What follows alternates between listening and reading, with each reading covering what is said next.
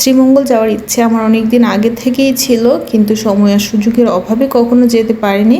তো এইবার ফাইনালি আমরা চলে যাচ্ছি শ্রীমঙ্গল। শ্রীমঙ্গলের প্রাকৃতিক সৌন্দর্য তো আমাদেরকে মুগ্ধ করেছি, সেই সাথে আমরা গিয়েছিলাম গ্র্যান্ড সুলতানে, দ্য লাক্সারি রিসোর্ট অ্যান্ড হোটেলে। চারিপাশে চা বাগানের মাঝখানে এই রিসোর্টটি আরো বেশি মনোমুগ্ধকর করে রেখেছে এই পরিবেশটাকে। তো রাতের 1:30টার দিকে আমরা সিলেট থেকে রওনা দিয়ে দিলাম শ্রীমঙ্গলের উদ্দেশ্যে। আমরা ভেবেছিলাম হয়তো বা সকাল 8টা-9টা বেজে যাবে শ্রীমঙ্গল যেতে যেতে। শ্রীমঙ্গলটাকে এত দূরেই ভাবতাম, কিন্তু না, আমাদের যেতে যেতে ফজরের আজান দিয়েছিল। মাত্র 3 থেকে 4 ঘন্টার মধ্যে আমরা সিলেট থেকে শ্রীমঙ্গলে পৌঁছে গিয়েছি।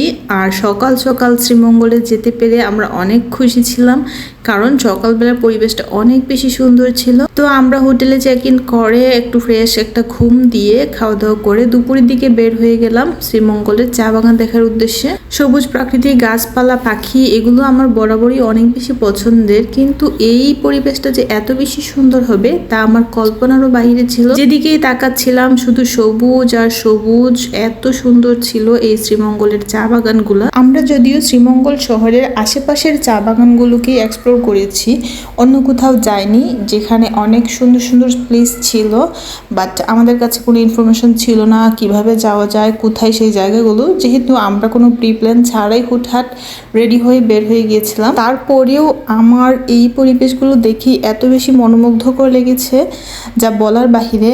আর এই পাহাড়ি আনারস তো খেয়েছি, সাথে আমাদের হাতে সময়টা খুবই কম ছিল। দুপুরের পরে আমরা ঘুম থেকে উঠে বের হয়েছি, যেহেতু খাওয়া দাওয়া করে বের হতে হতে আমাদের অনেকটা টাইম এখানে চলে গেছে।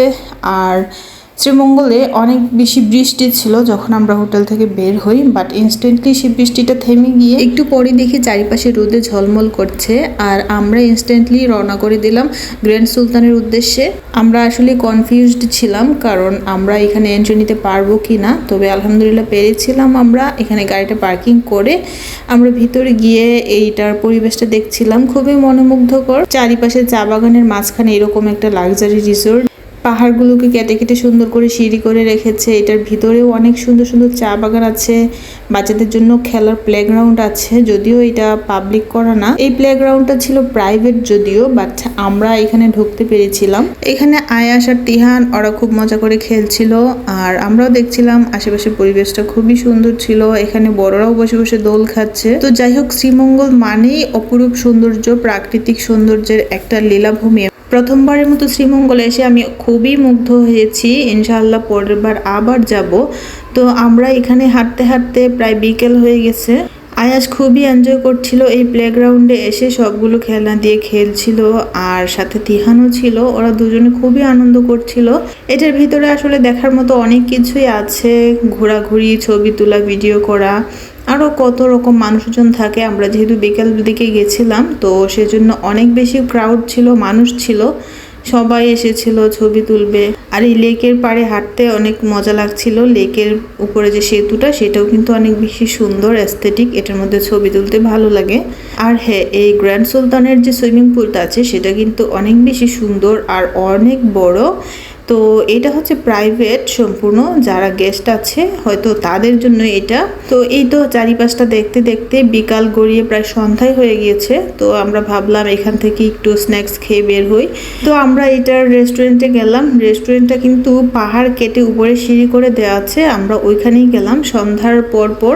ওখানে গিয়ে আমরা সবাই chicken fry, fried rice, burger, যে যেটা পারি সেটাই খেলাম আর কি। আয়েশা তো বার্গার আর চিকেন পছন্দ, তো এগুলোই আমরা স্যুপ টুপ অর্ডার করেছিলাম, ফ্রেঞ্চ ফ্রাই ছিল সাথে। এগুলো খেতে খেতে একটা থমথমে পরিবেশ এসে গেছে অলরেডি। তো ওখানকার মানুষজনও কমে গিয়েছে, আর চারিপাশে যে ঘন জঙ্গল, পাহাড়ি এলাকা, তো সেটার একটা ভয়ঙ্কর একটা পরিবেশ আমার কাছে মনে হয়েছিল। তো সাথে যেহেতু বাচ্চারা ছিল, আমার কাছে মনে হয়েছে যে একটু তাড়াতাড়ি বের হলেই ভালো, কারণ আমরা যেহেতু হোটেল নিয়েছি শ্রীমঙ্গল শহরের মধ্যে, কারণ আমার বাচ্চাদেরকে নিয়ে লোকালয়ে থাকতেই ভালো লাগে। রাতের বেলা আমার এই জঙ্গলের মধ্যে থাকতে আসলে আমার তেমন একটা কমফোর্ট লাগে না। আমাদের যদিও ইচ্ছে ছিল প্রাইভেট বিলাত নেওয়ার, তো সেই ভয়ের কারণে আমি নেইনি। ভাবলাম অন্য কোনো সময় আসলে, সুযোগ হলে আমরা ওগুলোতে থাকবো, বাট সেজন্য আমরা এই শহরেই আমরা হোটেল নিয়েছি আর কি। তো আমাদের হোটেলের চেক আউট টাইম ছিল আগামীকালকে দুপুর 12টায়। তো আমরা ভাবলাম আমরা বাসায় চলে যাই রাতের বেলা, যেহেতু বাসা আমাদের কাছেই আছে, মাত্র 3 থেকে 4 ঘন্টা সময় লাগবে। সেজন্য আমরা রাতের 8টার দিকে রওনা করে দিলাম শ্রীমঙ্গল থেকে আমাদের বাসার উদ্দেশ্যে। কাজ শেষ করে যত তাড়াতাড়ি বাসায় ফিরে যায় তত তাড়াতাড়ি শান্তি। সেজন্য আমরা দেরি না করে 8টার দিকেই বাসার উদ্দেশ্যে রওনা করে দিলাম। আর আমরা গান শুনতে শুনতে খুব তাড়াতাড়ি আমরা বাসায় পৌঁছে গেলাম। প্রায় রাতের 12টা 12:30টার দিকে আমরা বাসায় পৌঁছে গেছি। এই ছিল আমাদের একদিনের প্ল্যানের একটা ছোট্ট ট্যুর। এটা আমাদের কাছে খুবই ভালো লেগেছে। আর ইনশাল্লাহ পরবর্তীতে আবার কোনো ট্যুরের প্ল্যান